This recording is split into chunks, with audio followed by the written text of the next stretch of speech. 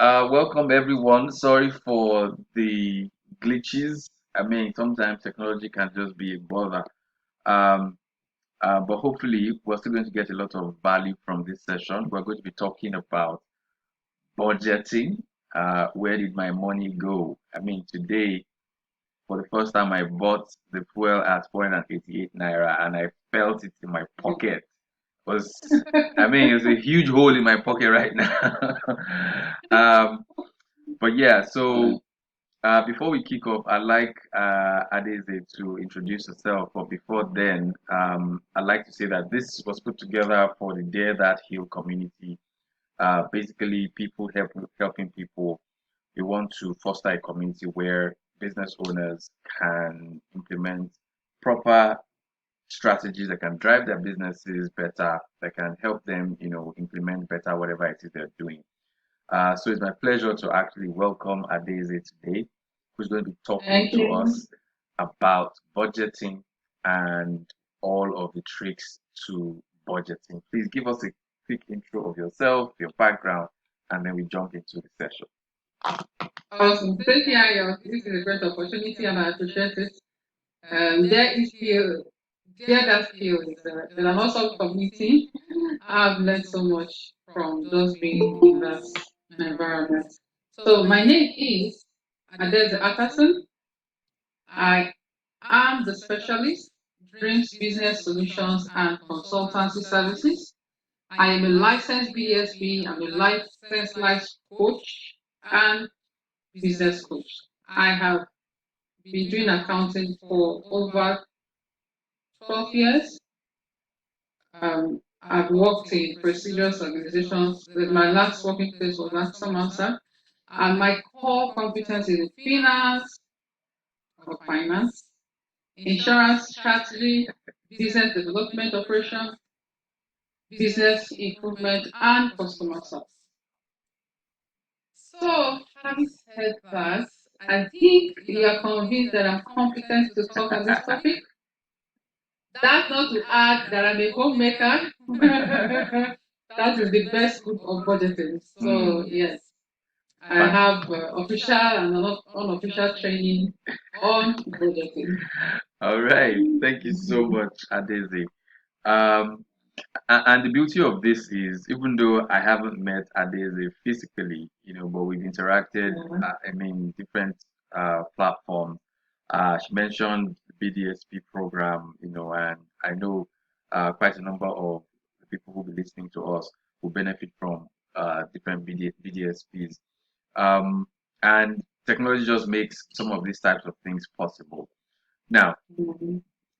my first question is this phenomenon that is very, very common, because especially for people who earn a salary, many times, even before the salary has been paid, it's already been spent. So, Mhm.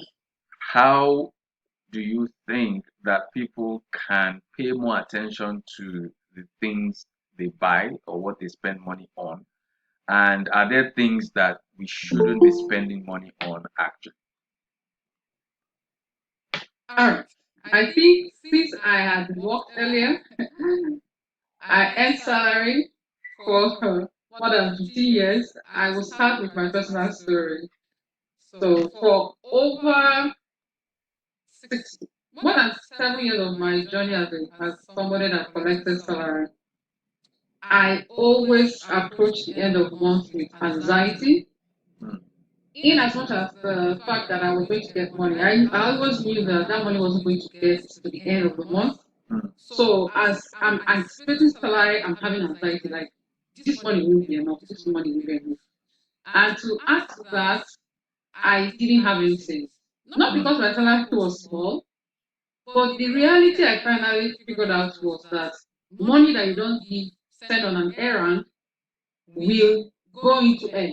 You Hmm. can call it village people, you can call it witchcraft, you can call it Spirit, anything you want to call it. like what Yes. people say. People say money is a spirit, yeah.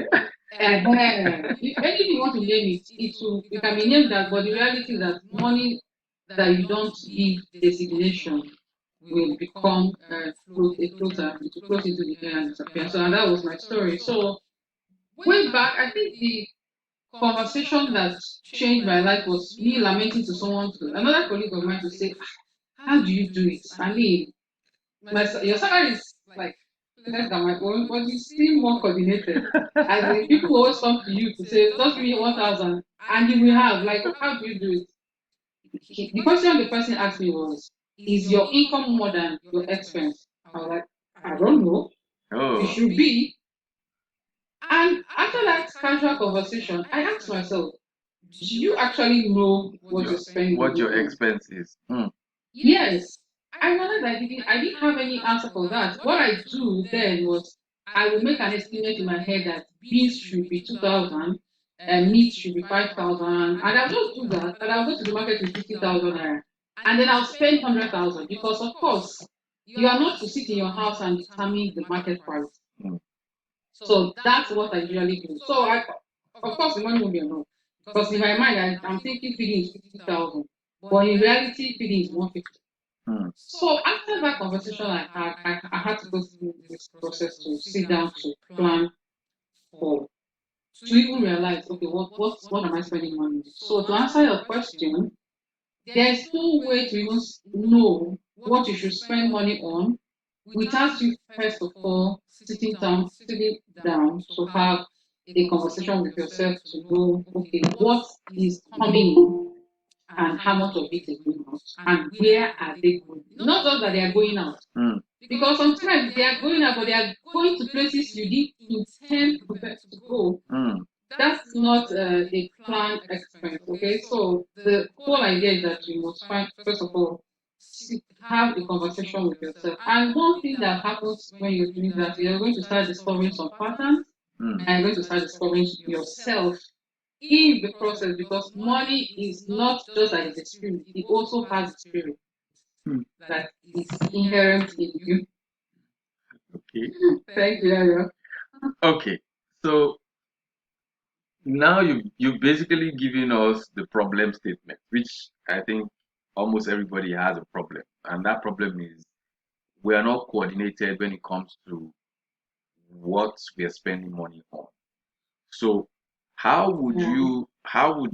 what are the practical steps that you think anyone who wants to have a handle on their spending, what are the first one, two, three things that they need to start to do? Because I believe that's going to be where most people are going to start from. Thank you. Aha, muted her. Okay, I hope you heard my question. Yes, so we're the starting point, the Yes, first three practical starting points, or yes. 6 or 10. I Okay. mean, All you right. know the number. Just you tell us what the number is. I'll go back to my practical story. Okay. Another thing that came out from that From that conversation. conversation. Ouch. Let's mute her. Okay. Okay, thank you. From that conversation I had was a reflection. I worked then in AXA Master, and every year we did budget. Hmm. And I saw that this thing worked for these people. And not just in AXA Master, also when I worked in LBS, I was in charge of budget. I had to prepare the budget of the team. And I was like, if this thing works for organizations, they are making progress, they're making profit, they're able to plan their money. How come I know how to do it? I do it for them and I don't do it for myself. Hmm. So I just follow the simple steps of accounting that I applied for them to apply to myself. And what do they do? They know or they anticipate all the income that they're going to have for the year or for the month, and then they anticipate all the expenses they're going to have for the year as well. And then with that, they can plan. And usually they will use patterns that they've seen in the past Hmm. to plan. So I said, okay, I don't even have basic figures. So first thing first, I need to know how much I make and how much I spend. Then, of course, salary and I just one income is never the issue. Unless you are higher, you have one. Then I had two. I had a side hustle I used to do. So I started to monitor the income. That wasn't the problem. That was too miscalculation. But the expense was the dilemma. So I got a notebook, a short notebook, and I carried it everywhere I went, literally. Hmm. So when I bought chewing gum, I wrote it down. with the price. When I bought pure water, I wrote it down. Can anything granola? Me, extravagant giver. When I see this Aboki is bending his neck like this, 500 naira. I see this child, oh, it's under the sun, 1,000 naira. That, Hey, oh my God. yeah, So Mrs. I Christmas. started noticing those,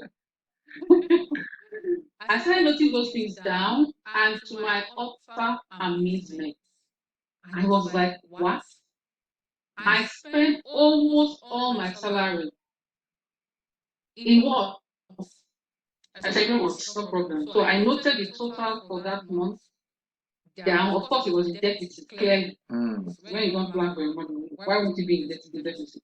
So I did that for another month, 2 months, and I did that for another month, 3 times. Mm. When I did that, I started noticing a pattern that created categories. Why this is important is that my category and your category will not be the same. That is why going to the internet to collect a template to do budgeting is not a good idea. Mm. I don't want to do that disclaimer. You need to establish your pattern because each person has a spending pattern driven by emotions, mainly, Mm. not necessarily by logic. That is one of the things I also learned. So when I noticed the pattern and I could create different categories, that was where my journey started. So I clearly saw that I was a deficit, and then what next? So I think that answers your first question before we go to Yeah. how to get out of the situation. But before you get into that, um, do you think that there are, I mean, you've mentioned pattern, spending pattern. Are Yes. there some identifiable patterns that you think, people can identify themselves and put themselves in those buckets so that if they identify that this is kind of spender I am, then maybe there's a specific kind of solution to that type of spender. Is that something that already exists?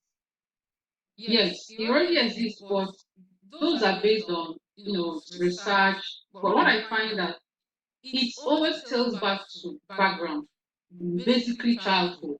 Mm. So if I tell you that, oh, you are a spendthrift or you're a conserver, it doesn't tell you anything unless I tie it to the emotion that is causing it. Mm. Like the fear of not having enough, Mm. the fear of like the poverty mentality.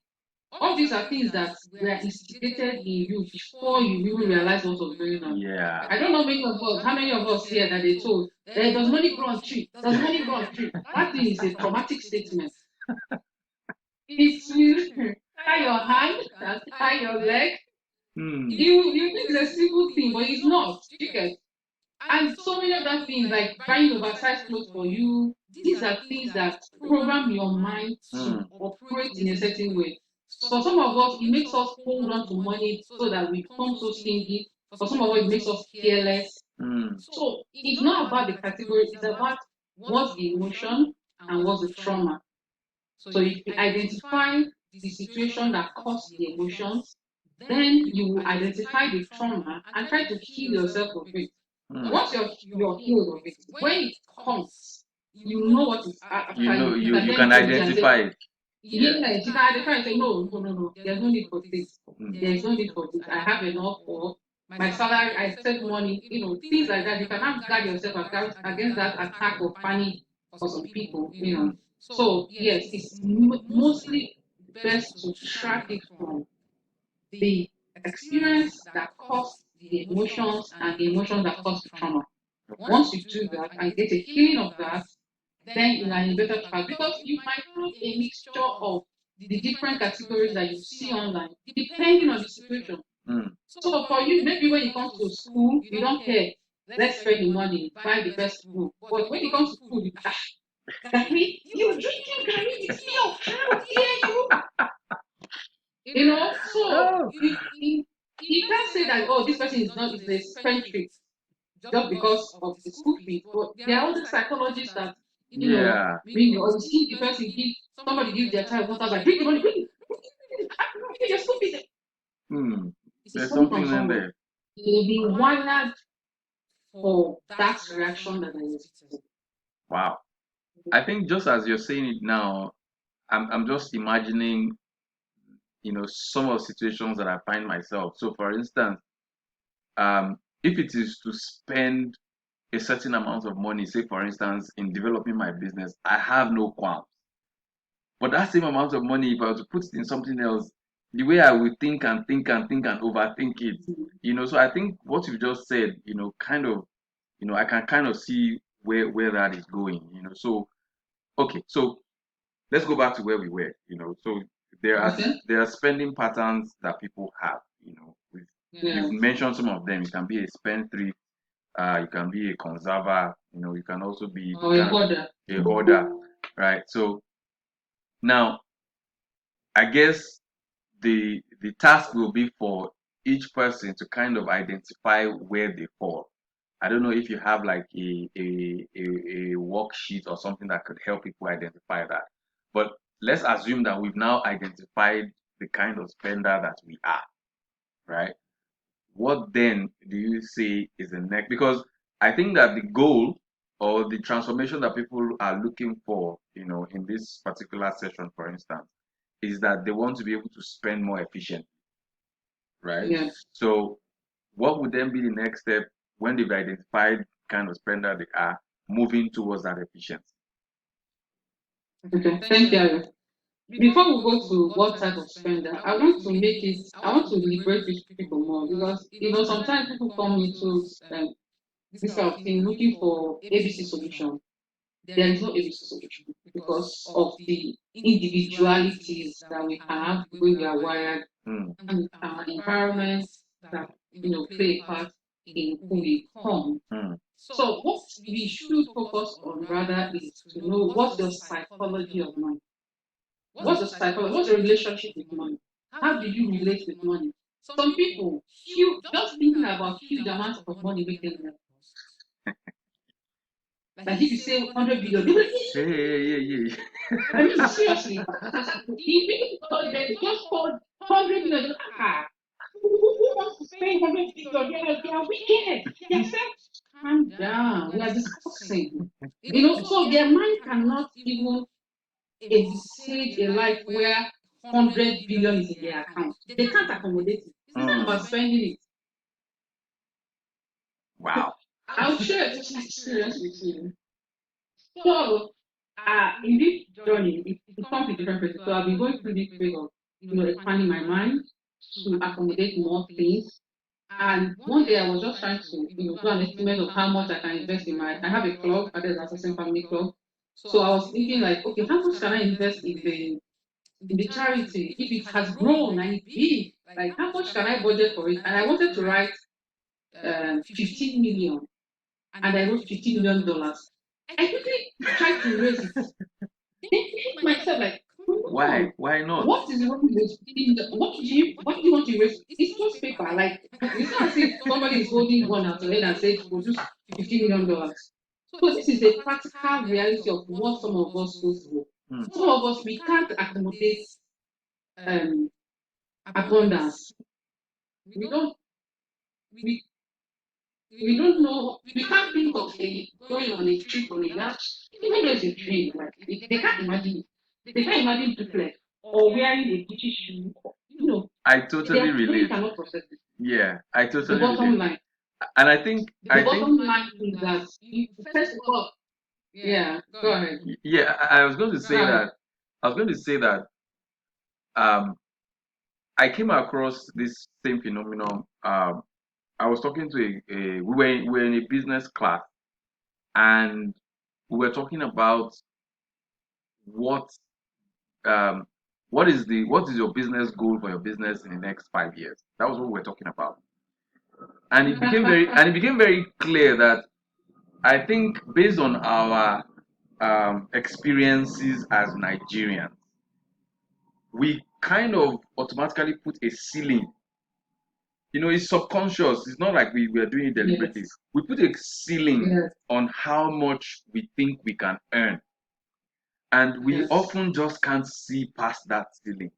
And it's something that we, just like you said, and this is making it very clear, we need to be able to disabuse our minds of it. everybody, the money that people were calling, the lecturer in class was saying, why do you think you can't make times 10 of that? Exactly. And it felt like, times 10. You want to kill me? How? you know? Why you agree? Exactly. Because we have this mindset that too much money is not good. I It is mean, bad. Yes.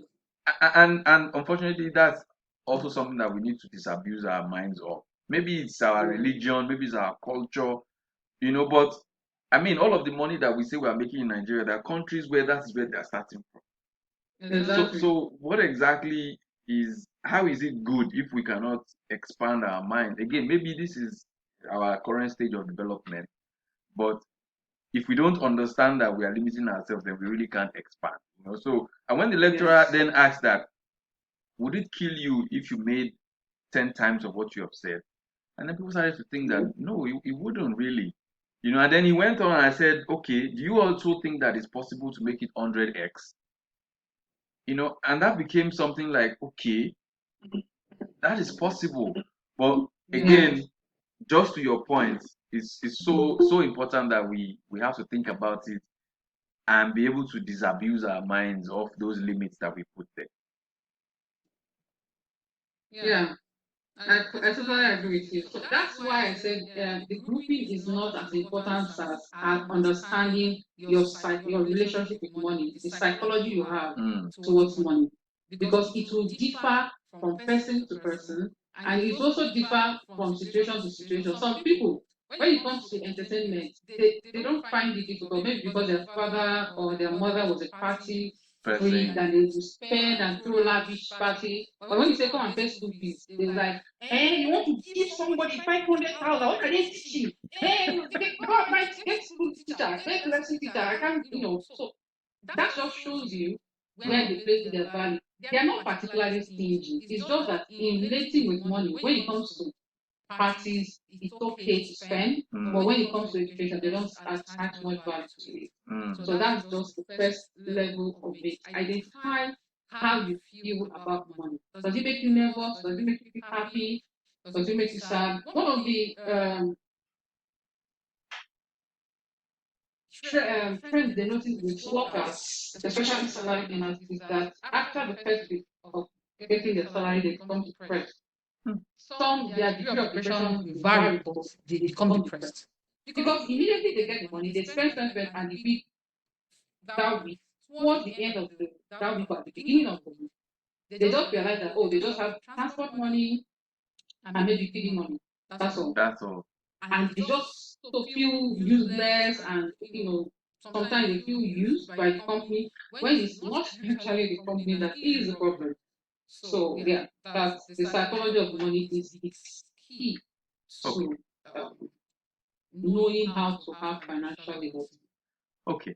Yeah. All right. Thank you for that. So, I think the next step would then be, all right, now that we are beginning to understand, how we relate with money, are we scared of it? Are we nervous about it?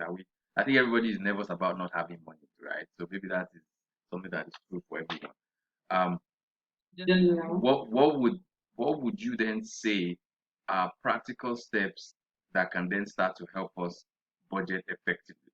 Now, especially because if you have a fixed income as a salary earner, that's different. If you are a Yes. business owner who doesn't have a fixed salary, then that's also very different. And sometimes, all of the rules around budgeting can go out of the window, especially when your business is on the down low and there's no income coming in and all of those things. What would you advise as this is how you should relate with money and become more efficient with spending? Okay.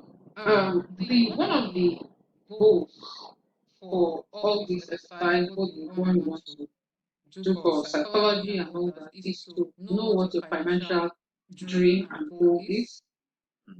That will be the driver for every other thing that you're going to do going forward. So if you find that money gives you security, or you want to have a good amount saved, or you want to have an investment in house, or you want to have a good car, that's not makes you feel like you are more. Mm. So that's like your financial goal, sort of. So you know that okay, this is your dream, your financial dream. Then the next thing is okay, first the reason you need that is you're going to need an anchor. When your uncle will call, your father from your mother's side, Aha. second cousin from your father's side call, you're Black going to tax. need some sort of anchor to say, yes, I have 500,000 or 5 million in account, but I cannot give to you. Mm. So your financial goal or financial dream or that thing that will give you financial security, you need to name it and work towards it. So if you want to have a real estate that will earn you some earnings by the time you're 60, that's what you should work towards. You might, I know real estate now, you need like maybe say 500 million to do that, and today you have 500,000. You see, say the The journey is journey long. is very far. So it's, yeah, so it puts things in perspective when you have where you're heading towards, Mm. so that you can assign your money properly.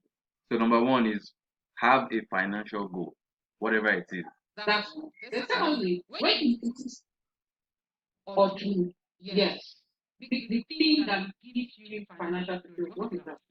Is it going, whatever it is, whether it's having a property or having cash or having a business, whatever it is that gives you financial security, you should have that in mind and then have a goal or a plan to achieve it.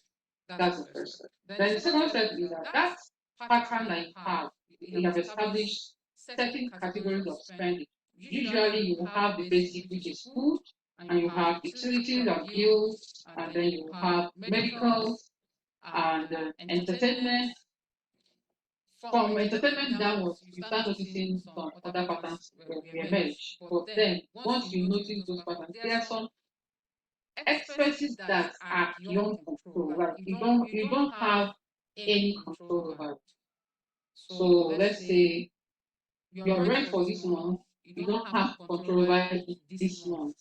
You can have control over it next month by packing out somewhere else. But for this month, you don't have control over it. Your medical experts, depends. You might, if healthy, exercise, reduce costs in that area, or might not. So if there's no way to actually make a tangible cost assessment for your health, so you might look at a cost mitigation method that you can use, which is like insurance. So you transfer that risk. Mm. If you want to manage it, it's either there or there. So it's best to transfer it. You might consider transferring, or you might consider weekly, depending how it happens. You deal with it. Okay. Then, so once you can split controllable pack items in your budget and the ones that are not considered beyond your control, then you can focus on the ones you can control. You must not drink a bottle of Coke every time you eat. That's under your control. It's your choice. You want to eat pieces of meat. As a matter of fact, just to illustrate, there was a man, he got into credit card debt of over, I think, $4,000. And this is not a middle class, this is like his salary is very, you know, sustaining him as a person. So he decided that, you know how you go for this kind of motivational class, cash course or budgeting, you come back and say, you know what, I'm done with this rubbish. So he made that choice that he wants to be out of debt. And he worked out everything, just as you're saying you should.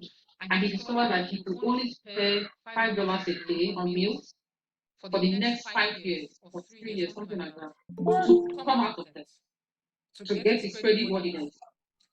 He stayed on baked beans for 3 years. Can you imagine eating beans for 3 years? Wow. The only other alternative he had was when somebody gave him lunch or alternative, somebody, somebody thought of somewhere. But that he wants to eat baked beans is what he gets. Just to stay consistent with his goal. And then yes, and then he came out of this and then started working himself up. he finally became successful financially, but that's to tell you that those things you can control, you should control it. You must not be online or make calls. Hmm. Those are lost in reality, unless that's your business, and just so many other things that we do that we think that if you don't do it, you're going to die. In reality, nothing will happen. You'll be okay. Hmm. You can be on Gary and granite for 6 months. Nothing will happen to you. It's balanced diet. Drink Ogo. I'm just saying that when you're looking at those things that in reality you can control, we should look at it with clear eyes. Don't hamper yourself. And it has to you have to have that dream to drive you when you are doing this. Hmm. So if you have a family and you're trying to do austerity measures and people are whining, is that dream which hopefully you communicated clearly Hmm. that will help you guys come through with that and then emerge at the other side. So yes, you need to now establish that okay, these are within my control and this is what I can do. And that's where um, intelligent spending comes. One of the things I have to do is that I notice that island shopping is suicidal. So every month I gathered myself and I went to the mainland and I did bulk shopping because I had the money. It's not money having the money was not the issue. It's not that I was giving it out Hmm. to people to use and build house. So I decided, what, enough of this charity. I'll go where they go and buy where they buy. Hmm. So at the end of each month, I'll go down to um, different places, buy different things. And that cuts my food budget to half. Hmm. And when that happened, I was like, that's interesting. What else can I do with other Absolutely. expenses? Wow. And that's how you start having conversation with, oh, this person brings this from US and he will discount. This person brings this one from the north. And then we'll do in the office, we'll gather together and buy from different places to just drive down the different costs The like cost. clothing costs and yeah. So when people are traveling, we gather together. Please, when you go, you shop for us. So go to discount, go to discount, So yeah, we started coming up with strategies to drive that the cost because as you see how much you're saving, it starts to motivate you to look more critically at how you spend your money. Hmm. The first thing I did was to avoid spam. Hey, for those people, they put anything on your head, they will collect all your money. Uh, are you now saying that we should not go Yes, to so spa? I want to avoid spam. Go to spam when you say, okay, I'm going to buy a box of chocolate and stroll around. After that, you go to your original source and now shop. Okay. Anyway, I'm not saying that you just have to make critical decisions about the things you can control and tell yourself the honest truth that yes, there are ways to drive down those costs. Okay. Yeah. Thank you so much for that. Awesome.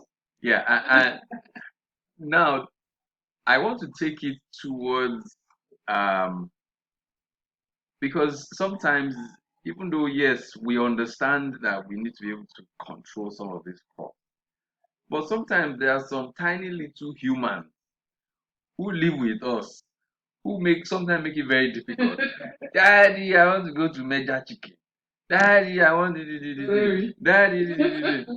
Now, and you know quite well that sometimes these very little humans don't understand, where and what you are trying to do. So, what is the balance here? Because I understand you. These are costs that I want to control. If it's left to me, okay, you know what? We're going to look at the calendar and say mega chicken is only once in 3 months, right?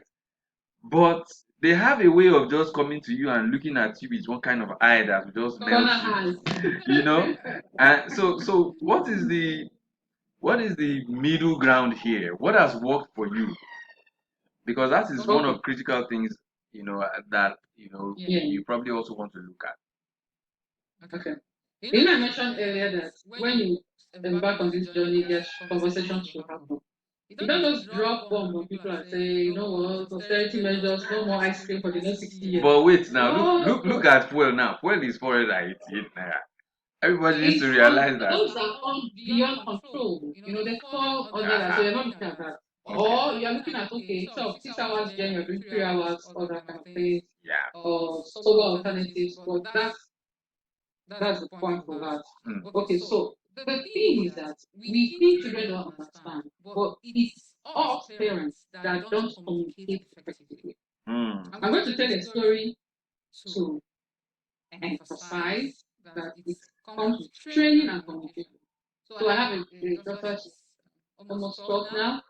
When she was 4, I had already started intentionally to educate her on finance.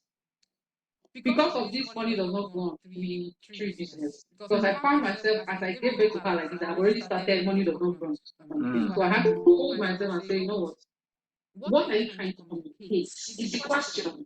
You're trying to communicate effective use of resources, right? So good, let's communicate that. So from time to time, do different things to show her how to save, how to spend, and she knew that we had a budget for shopping, and even in that box, she had liberty. So she had 1,000 that she could use to buy anything she wanted. 1,000. So when we go shopping, she's free to look at all the chocolate and wafers. But then she's conscious that it's only 1,000 she has, and she will have to ask for prices. So if the price tags are not there, she will walk down. I will make her go to the cashier to say how much is this. Yes, so she will do that process, and eventually she comes to the range of the things that she can afford, and then eventually she will pick what she needs. So that's how she was being raised. So I had that experience of we go to shop and you throw tantrum. What? We had a conversation at home. Remember, there's a budget. Your own is 1,000 out of the whole budget. Okay. So that was communicated clearly. So she could buy anything she wanted under 1,000. So yeah, that worked. I think so one day, okay, when she was 5, I went to Lantana to get Christmas shopping, Christmas gifts. So she saw this this train guy, I forget his name, Tom. Okay. Tom, the train guy, the whole set with hammer and screwdriver. She was like, hey, this, I want it. I said, yes, you want it, but you can't accommodate it. It's not in the budget. The cashiers there and the people shopping, they just froze like they were waiting for her to fall on the ground. Natasha. So everybody was like, she now went and dropped it and just followed me and continued shopping. Yeah. In real life, what just happened now? Me too. I followed them to say, hey. Because when you're training children, you don't know the one that has entered, you don't know the one that has not entered. So it is when you come to training in real life, and this you now know, okay, they learned or they did not learn. So me too, I was expecting drama, and me too, I was ready for embarrassment because in parenting, I don't care about embarrassment. So I was ready to wait for her to fall on the floor, throw herself, and then get up and continue what we were doing. So, but she didn't do that. And everybody was impressed, including myself. So the point is that when you communicate this thing over time, they start to learn that, okay, yes, there's money. You don't tell how you don't have money. There's money. There's a lot of it, but they are designated to do certain things, not for chocolate and leather chicken. And so we had this plan of um, every month you choose where you want to go, whether it's ShopRite and there's a budget. So don't go to ShopRite and pick everything you see. So that day we go to budget, there's 5,000 naira budget.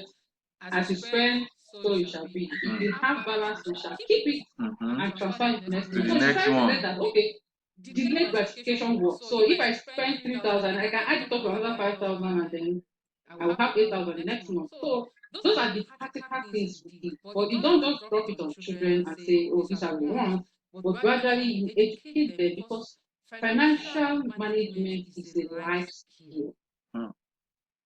If you do not equip your children to manage money, they are going to run into trouble. No matter how much they make.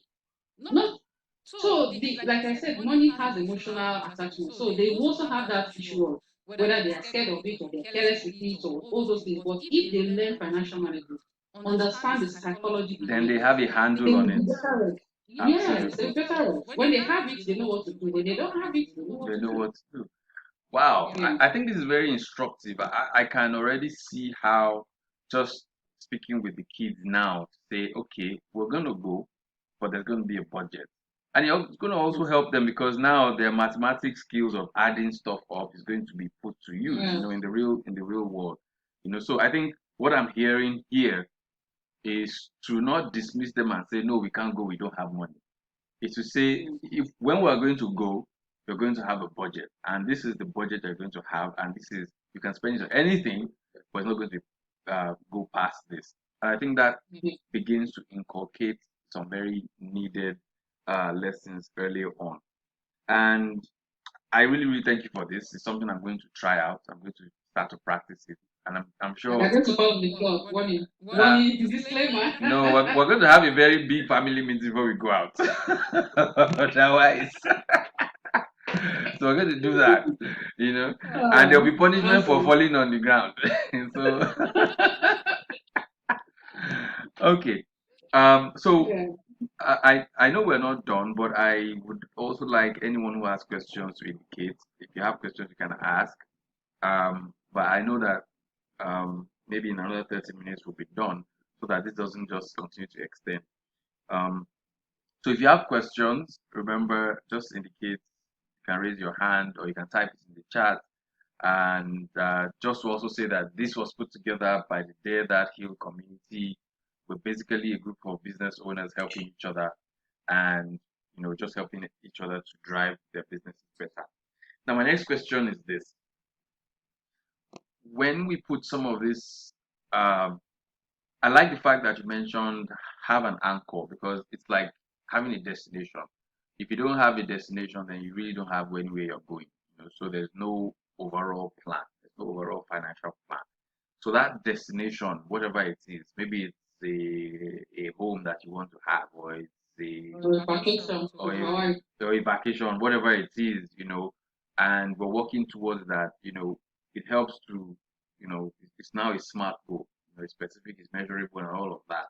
And question would then be, um, how do we measure if we're going towards it effectively, or especially in cases where you don't have a steady income, especially for business owners who their income is not steady, but they still have these goals and they want to also be able to hit some of these milestones.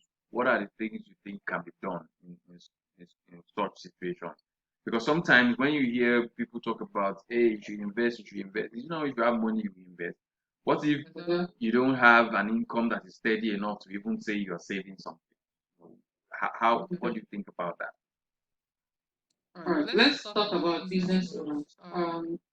Or not necessarily business owners, fluctuating income because even with people that earn monthly, with all this drama, Mm, there's always high chances that your money keeps doing less.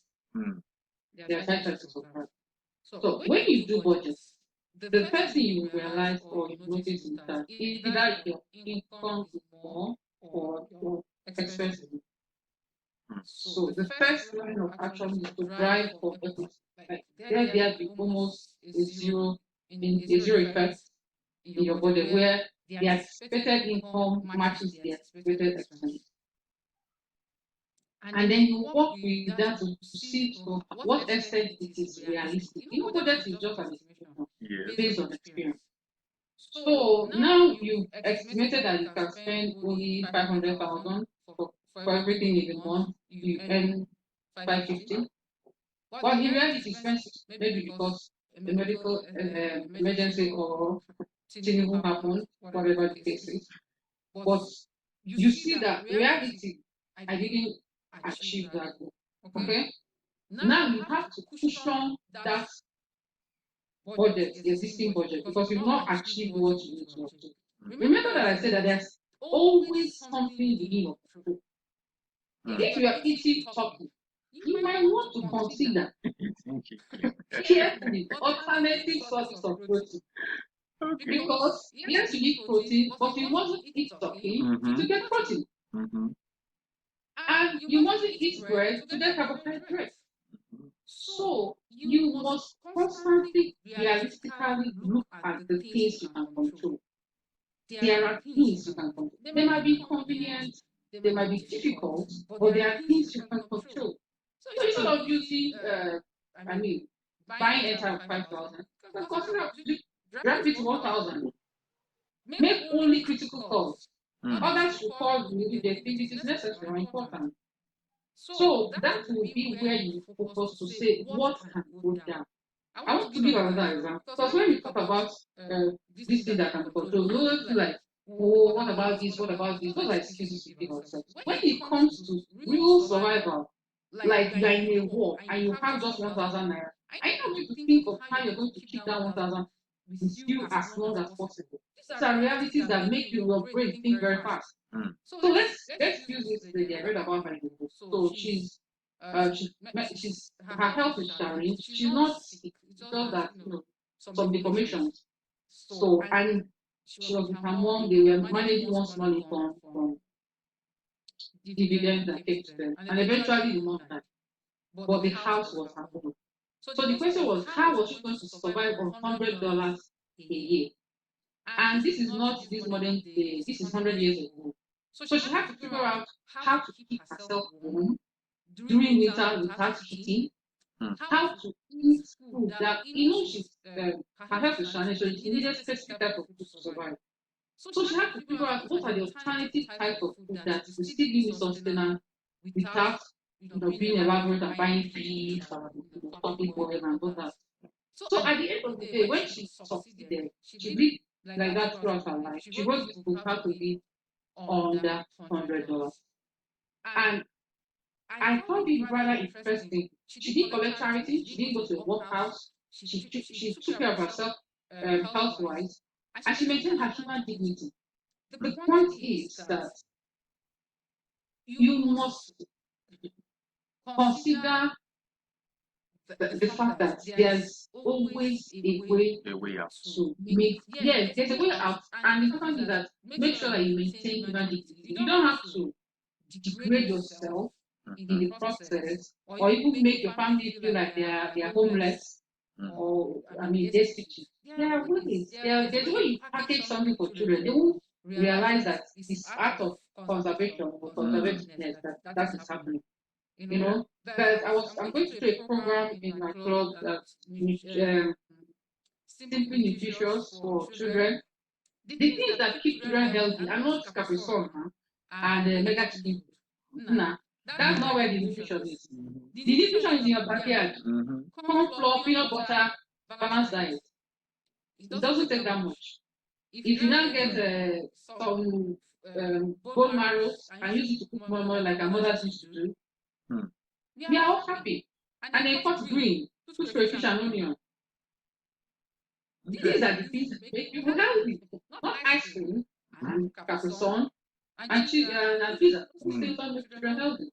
So you see that those things you're saying that, oh, if I remove it, they will die.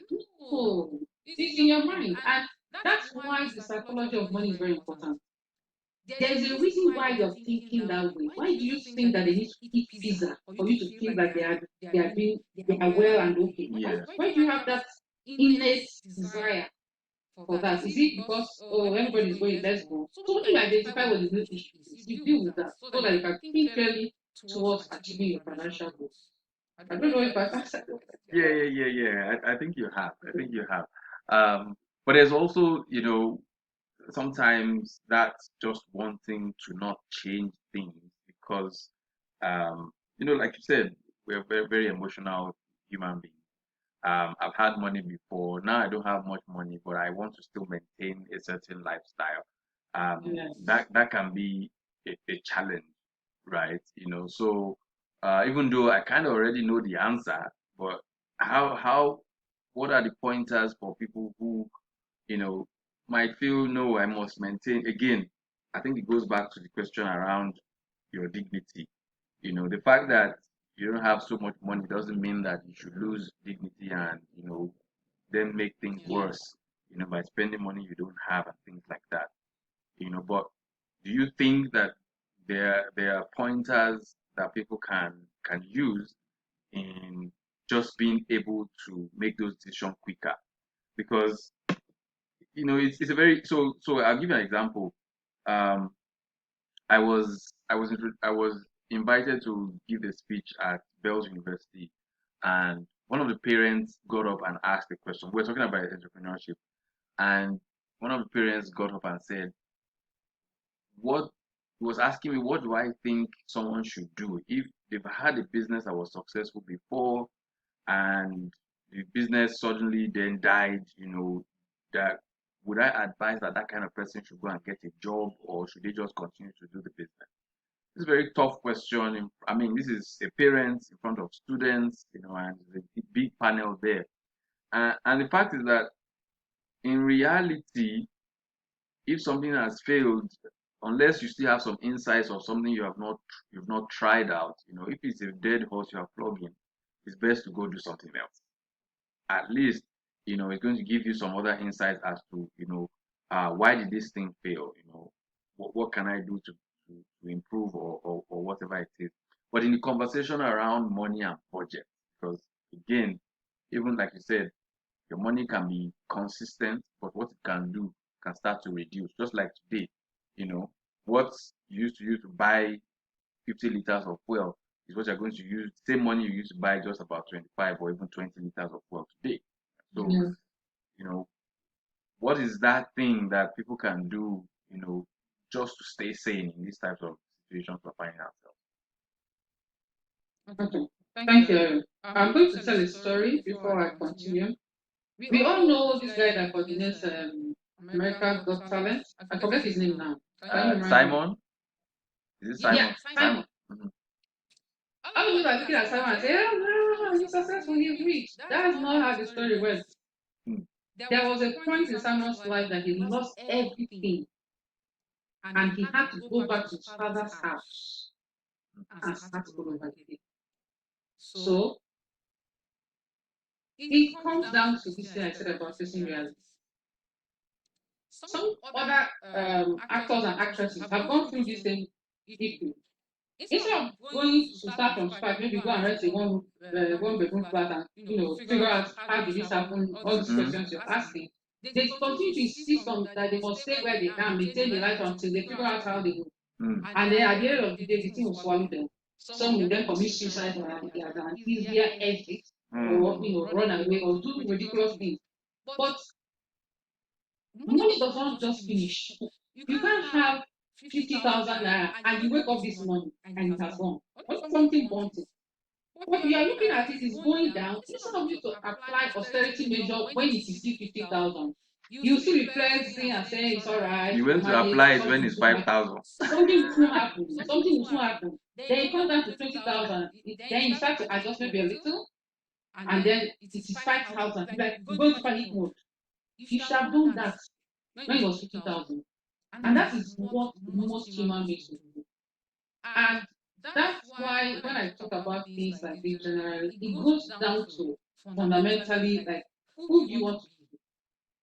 If you are going to be successful as a human being, if you're going to live a life that is not filled with regrets, the way you assess situations and look at things will differ, significantly from how the general public, treats affairs of life. And another thing is that when you want to be top three or you want to be top 10, the way you deal with life, you won't be like other people. So the question will even start from like, where do I want to be?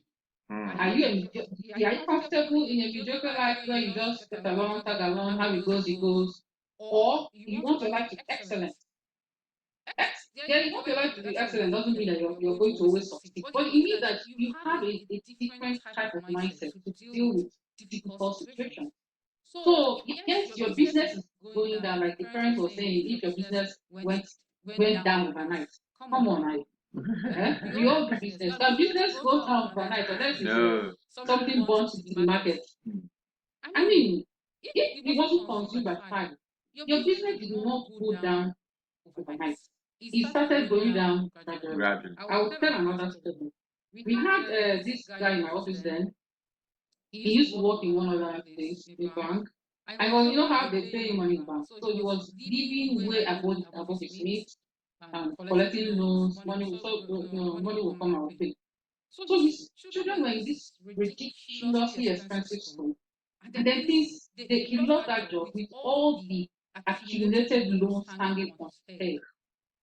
Damn. Do you know that this guy did not remove these children from this school for another 2 years until they were driven out of their home? He committed fraud to try to salvage the situation. He lost his job. It was a crazy story. Eventually, they had to go to Ikoro. You know, Ikoro is the salvation of all nations. Yes. Oh my goodness. And I don't mean to say that because of rent and other things, he eventually had to go to Ikorodu and try to. I don't know, even know what he's doing now. The last time somebody saw him, he was trying to help his wife with poultry. He was driving one small car, carrying eggs about. So seriously, was this not something he brought upon himself? Hmm. Because even at the point where he still got that job, the new job he got, he still had the opportunity to manage his finances Better. and Hmm. build, yes, rebuild, pay off his debt over time. You have regular income, so you just have to restructure your debt and start paying off gradually. But no, he wanted to maintain the big house he was in, he wanted to maintain the school with all the ridiculous expenses. So at the end of the day, he wanted to tell the children that it's because he lost his job that their life turned around. No, that was not the case. Mm. He made bad financial decisions based on his psychology of money because he meant that he believed his state of life, how he presented outside was who he was. Mm. I mean, at the end of the day, didn't he hit bottom? Yeah. And it's It's presenting right now the way he is. Oh. yes, maybe even way below bottom by now. So I'm saying that there's nothing like overnight. In most cases, there's nothing like overnight failing or bankruptcy. He started to get the signal, and then gradually And you ignored those signals and just continue ignore to, it and yeah, continue to pretend that pretend. things are okay. I think it goes When back they, to what you yeah, say around. You mentioned something during this session. Financial management is a life skill, and yes, that's I had to write that down because some of the examples you've shared now basically point back to that. Because if you don't master that life skill, you wouldn't know when to start to put in austerity measures, and then it probably be too exactly. late by the time you realize what's happening. Okay. Yeah. Thank you so much, Adaeze. I am currently out of questions. I know I can still drum up something if something comes up, but let's open the floor very quickly. Anyone who has questions, please indicate, unmute yourself and ask your question. I also know that Adaeze has a special program that you run for people who want to get a proper handle on budgeting, financial management, and all of that. So while we wait for questions, please talk about that. I know it's a program that you run, and members could possibly talk to you one on one, and you can help them structure whatever it is on a personal basis. It's not free, so Yes, I mean, this is something that she does. The idea of this conversation is to expose some of the professionals in our community and how they can help members. So please talk about your program, and let's hear what it does. I know a number of people might benefit from it. okay, so it's what I call getting financially fit. So for that, I would walk through with you. Before I say what I would do, I want to say why I do it. I'm an accountant, and I can tell you for free that um, accounting, financial management is not a joke. It's tedious. Last 2 months, I was trying to balance my personal account finance with my business finance, and I have the expertise to do it. Like I'm trained to do that. I've done it in large scale, small scale. And I was sweating under it. I'm like, oh my God, why am I doing this? I had to remind myself that, sister, to achieve your financial goal, you need to do this, okay? So, yes, it's not easy. That's one. Secondly, knowing what to do and doing it are two different things. Sometimes you need hand holding. Mm-hmm. Like I mentioned, I'm training my first daughter on financial management. So she keeps record. First of all, Mm. she has opportunities to make money that she does not use. Mm. So she's learning that knowing where to make money and how to make money doesn't translate directly that I use it. Mm. Because that is an innate thing that we all have as human beings. The Adinibo adage that says that when you tell a poor man what the rich man does to the rich, he will say, don't worry, I'm okay where I am. Mm. That captures the real inner feelings of most of us. Mm. When they say, I want to be rich, quoting my daughter, what they mean is that I want somebody to give me a huge amount of money. Mm. Because when you tell them, pick this piece, sweep this floor, go here, come back, I will pay you 50,000, then you will know whether they really want to make money or not. Yes. Let me give an example. I gave her this opportunity. I said, recite, like I give her a piece of paper. I said, this thing here, when you recite it to me every week, I'm going to give you 500 naira. Believe it or not, it's more than 6 weeks. She has only recited it twice. If she has been reciting it every day for the past 6 weeks, she would have made up to 10,000 naira by now. Mm. She hasn't made up to 3,000 naira to speak today. Mm. I give you another opportunity. When you memorize a verse in the Bible, I will give you 100 naira. This is easy peasy to her because her brain is hot. Total amount she will make is about 17,000 naira. Mm. Total amount she has made is just 600 naira. Should I go on? The point is that people don't want to make money, they want you to give them money. Mm. Okay? So, as part of her learning process, is that she has to keep track of how she makes money and how she spends money. So, she has a template, she has to put her allowance if she gets it. So, if she doesn't do her budgeting, she doesn't do her recording, she doesn't get allowance. So, she's been losing that allowance almost every month. Right. For something, she should just sit down and say, income 3,000, expense 200 naira, submit. She has been losing that money on a monthly basis. Why? Because bookkeeping is not easy. It's not easy. That's the reality. That's why I'm trying to, put it in her brain. So when you are now an abaya like me, somebody now says, come and record how you spend and how you. So basically, if you decide that okay, you want to get financially fit, you just walk through that same process you go through to get physically fit. You don't say you want to be fit and today you run 20 miles, you die like literally on the way to fit. So you start with quarter mile, then you move to half mile, Mm. then you move to full mile, and then gradually you go to the place where you would have done 5 miles with already is it 5 miles? So that's the hand holding process that you go through for that 3 months that you establishing pattern and trying to figure out what's going on. So yes, we do that with you, establish a budget, walk through with you, and yes, you can now see how what you can do, develop templates for you that will make it easier for you to manage your finances, and then keep track of that for like a month, just checking in with you, say, okay, submit your budget, submit your income and expense statement and your budget for the next month. We just do that follow up uh, for the next 6 months so that you get a grip.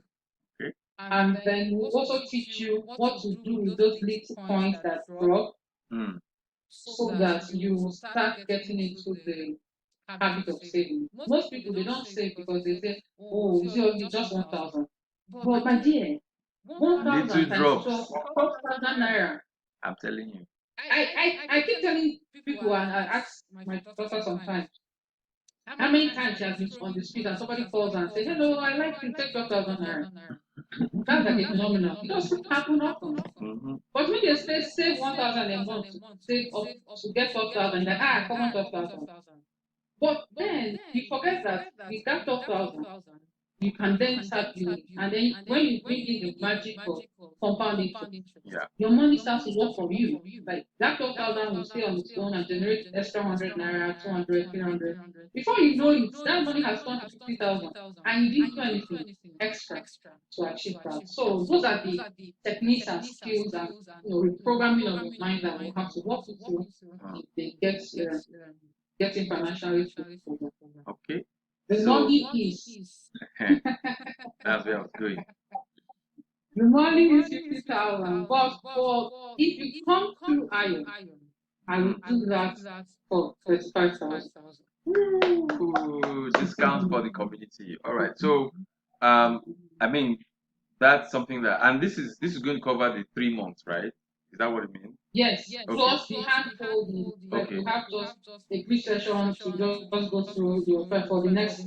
It's a total of 6 months, Okay. but the other 3 months is not serious conversation. You do the work. You just have to Oh be like an wow. accountability partner for you. So that's 35,000 naira for 6 months of work. Wow. Yeah. Okay. Okay. You've all heard it. I think this is something that is important if you really want someone who can handhold you through this.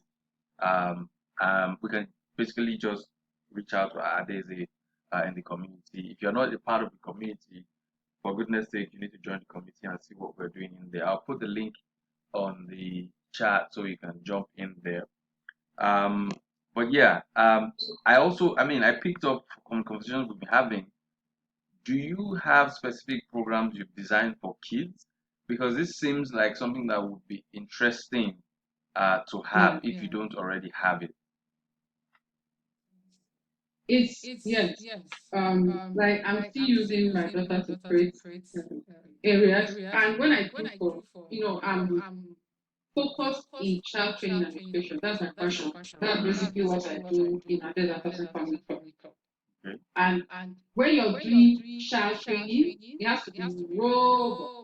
You don't just do financial training. So financial training goes with organizational skills, goes with other skills, their relationship skills. Mm. I don't know why they're all going out of my mind right now, but yes. So for her, it's systematic um, equipping with life skills, different life skills. So we do organizational skills. So we match skills that go together. So when you're trying to train a child, you don't train them on everything at once. They get overwhelmed and Mm. panic and run away from you. Yeah, so you just match skills that go together. So if you're doing organizational skills, you match it with time management because as they are learning time management, you see how directly organization helps you to manage it. So if you know where your chef is, you know where shoe is, in the morning you don't have to spend extra 40 hours, 40 minutes looking for shoe, running Yeah. around, where's one sauce, Oh where's my the bag. goodness. We do that almost every day. Uh-huh. Yes. So you pair trainings like that. So when you're thinking of financial management, you are pairing it with other skills too. So Okay. we will talk about things like dreams, what life do you want. That's where the financial, conversation started. We have an What do you want angle. to be like? What life do you want? I want to drive Rolls Royce. Nice. Do you know how much Rolls Royce is? Oh, because she said, "Oh, mommy, I want iPhone 6 something." I'm like, Mm-hmm. come, let's go to Jumia. Let's go and see the So we prices. opened Jumia and I showed her the cost. And we worked it out. If you make 100 naira every week for the next so and so, that is you buy it when you are 30 years old. Like, what? I'm 16. I, I tell me, I'm not buying phone for you, Sha. So, whatever phone you want to buy, start making the money from it because that's how it's going to work. So, yes. So, when it comes to children, child training, a package is an extensive package, Okay. and then I don't advocate for just figuring out one thing Yeah. and then teaching the child unless you can prove to me other areas are there. Okay, I think since you are still cooking it, You're muted, are you? oh, okay, sorry, You're muted. sorry. On this one. All right, sorry about that.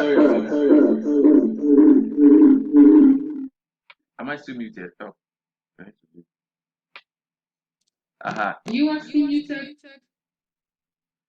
Sorry, I joined on my phone, so that was why I was doing that. Okay, so I think I mean maybe a workshop. You're still cooking it, something that can be done maybe in the near future. I just thought to Yes, ask that. All right. So do we have okay. any questions before we close? Do we have any questions from anybody who's listening? Julian, Oluwaseun, Karim, Coach Dean, Geraldine. Let me see all the people who are here. Uh, Ernest is here. Faith, uh, Hosanna, Omolua, Sareme, Umaru. Any questions or we're good to go? Are you saying that I've asked all the questions on your behalf? Is that what you guys are saying? Okay, I see Ernest has a hand up. Please unmute yourself and ask your question.